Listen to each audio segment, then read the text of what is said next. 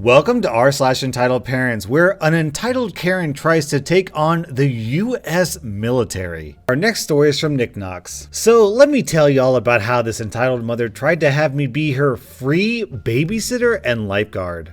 We just got one of those above ground pools you set up yourself that is 4 feet deep and 14 feet around. We spent the majority of 2 days prepping and filling it and letting it warm. Finally, yesterday it was ready, and my daughter asked if she could invite a little girl she is semi-friendly with from down the street to come swim with her. Since they are 8, they are tall enough to stand with heads above water, so I said okay. Well, her little friend brought her toddler sister, who is probably on the younger side of 2. Definitely too small to stand with head above the water.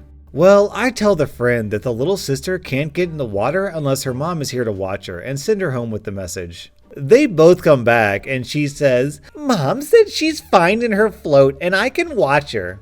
And I said, "No, it's not fine. I do not think an 8-year-old is responsible enough to watch a toddler in a pool. And I am not going to be the one watching her either. You need to tell your mom either she comes to watch her little sister or she is not getting in the pool." They both go home and then both come back. At this point, I am livid and walk back to their house with them and pound on the door. No answer. I keep knocking, and then the garage door starts to open and this woman backing her car out. I quickly went and stood at the end of the driveway with all the kids in tow, both of hers and both of mine. She gets out of her car all pissed off and asks me what my problem is. I tell her my problem is that I'm not her babysitter and that I am definitely not going to be responsible for keeping her baby from drowning in my swimming pool on my property. She then proceeds to start baby talking her own kids, saying, "I'm so sorry, babies. The mean lady isn't going to let you swim. I'm so sorry, princesses," and on and on. Of course, toddler bursts into tears, and then entitled mom screams at me. "Look what you've done! You've made her cry and ruined her day. Hope you are proud of yourself." She then snatches up little sister, who is screaming, and tosses her into the car and screams at friend to get in too. Friend is red in the face, and you can tell she is so embarrassed and just mumbles "sorry" while climbing in the car. Entitled mom then proceeds to peel out of her own driveway and we walk back home.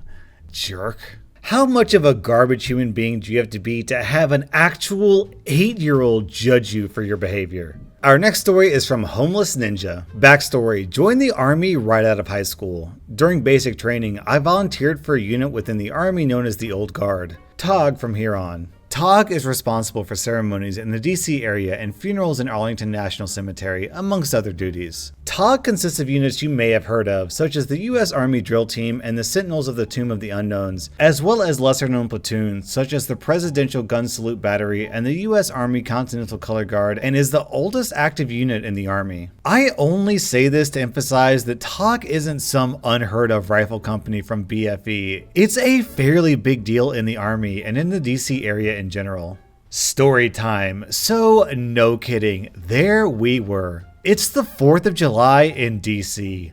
Big celebration. All kinds of stuff going on. I'm sure you can picture it. Most of the celebration goes on in front of the Capitol on the National Mall. As part of the festivities, my unit, the Presidential Gun Salute Battery, fires the baseline for the performance of the 1812 Overture. 3-inch anti-tank guns firing blanks. Only the more seasoned guys in the platoon get picked to do it, so the rest of us are given a cordoned off area in the very front. We bring some food, some chairs, our families, and we have a cookout during the day and watch the show when it starts.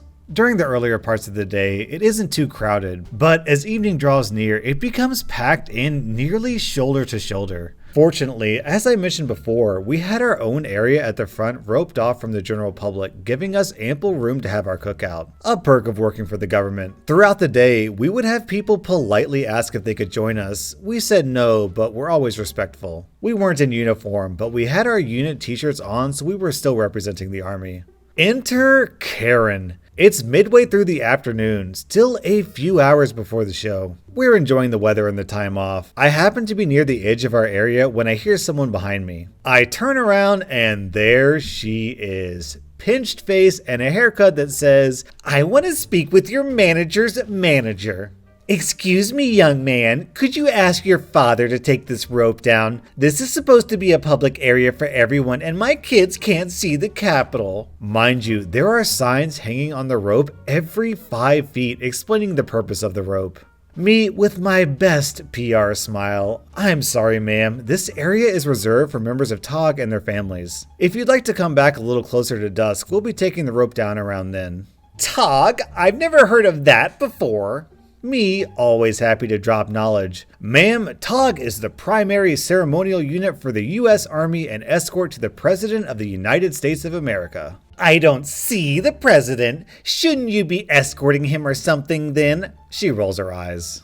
I had no idea how to respond to that. Fortunately, I was saved. The platoon sergeant places his hand on my shoulder. "Good afternoon, ma'am. I'm Sergeant First Class Guy in Charge." Obviously made up name. "What seems to be the problem?"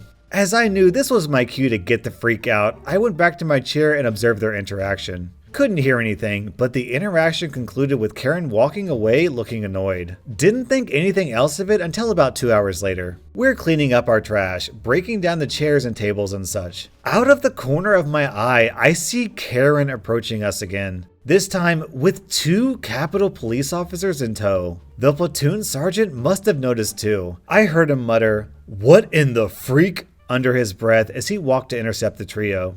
I didn't hear all of the conversation, but we all heard about it later. "Officers, what seems to be the problem?" The cops, obviously exasperated by the situation. "Sergeant Guy in Charge, we received a report that your soldiers were making lewd gestures and comments towards this woman's family. Is there any truth to this?"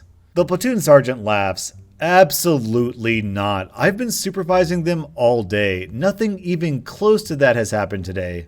The cops, nodding as though this was what they expected. "We had assumed that, but we had to follow up. Sorry to bother you."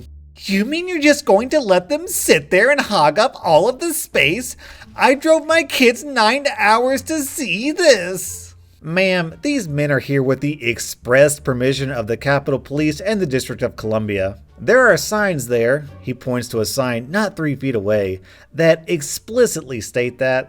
The platoon sergeant tries to defuse the situation. "Ma'am, we're cleaning up this area right now. As soon as we are done, we will be removing the rope to let everyone in. If you can be patient and wait, we can get you and your family right up front here in about 20 minutes. Karen proceeded to stare at them, much like a cow stares at an oncoming train. Then she spun around and walked away without another word. We think it's all over. We go back to what we were doing.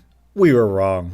We're just finishing up, taking the ropes off of the pylons and stacking the pylons in the arms of another dude in the platoon. Out of nowhere, here comes Karen, trailed by her 4 children and obviously stressed spouse. I'm assuming spouse, could have been boyfriend or baby daddy. "It's about time, get out of my way!" Karen all but screams as she goes barreling right through Private Another Guy.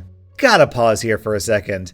To be in TOG, you have to be between 5'10 and 6'4 and maintain the Army standard of physical fitness. To add to that, TOG is an infantry unit. If you aren't aware, infantry are generally the frontline soldiers in combat, and we are trained for just that. So suffice to say, none of us were small nor weak. Karen was probably around 180-ish pounds. So when I say she barreled through this dude, I mean it. She put some force into it. The guy goes sprawling to the ground, steel pylons fly in every direction. A couple hit him in the face, chipped a tooth and split his eyebrow open. One pylon bounces off the ground and hits one of Karen's freaking trophies in the leg. The kid, probably 12 or 13, starts wailing like he lost a limb.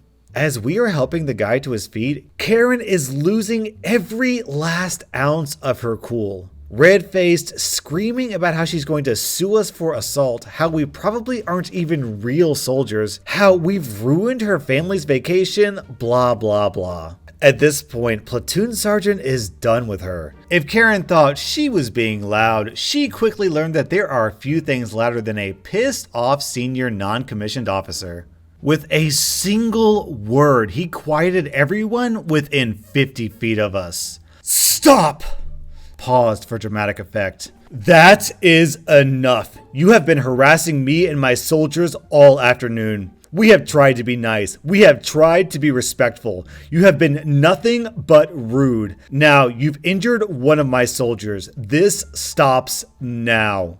I think Karen might have had a small stroke right then. She stood mouth agape, not able to utter a single word. And then, as if right on cue, here come those two Capitol policemen. They hadn't been far away and had seen the entire incident. I didn't think Karen's eyes could get any wider until the first officer pulled out a pair of cuffs and said, "Ma'am, turn around and put your hands behind your back. You are under arrest for assault and harassment." She tried every excuse she could think of, but the cops were having exactly none of her garbage. They talked to the guy who had been knocked down. He wanted to press charges, so they carted her off. I don't know what the father did with the kids. They disappeared when the cops took Karen. Come to find out, after the guy who had been knocked down came back from the court hearing, Karen had been carrying 3 bottles of pills that weren't hers and 2 stolen credit cards when the cops searched her. No idea what kind of time she got, but it wasn't enough. After all was said and done, we watched the 1812 overture and laughed about Karen for weeks afterwards. The guy was fine, a chipped tooth and a little bit of bruising, nothing major fortunately. I feel really sorry for the guy who got knocked down, because for the rest of his life it's gonna be like, "Oh, you're a soldier? How'd you get that cool scar on your eyebrow? Were you like in a knife fight with a terrorist or something?" Not exactly. Some entitled mom pushed me over because she wanted her kids to get a better view. That was r/Entitledparents, and just a reminder, if you'd like to donate to preventchildabuse.org, the link is down in the description.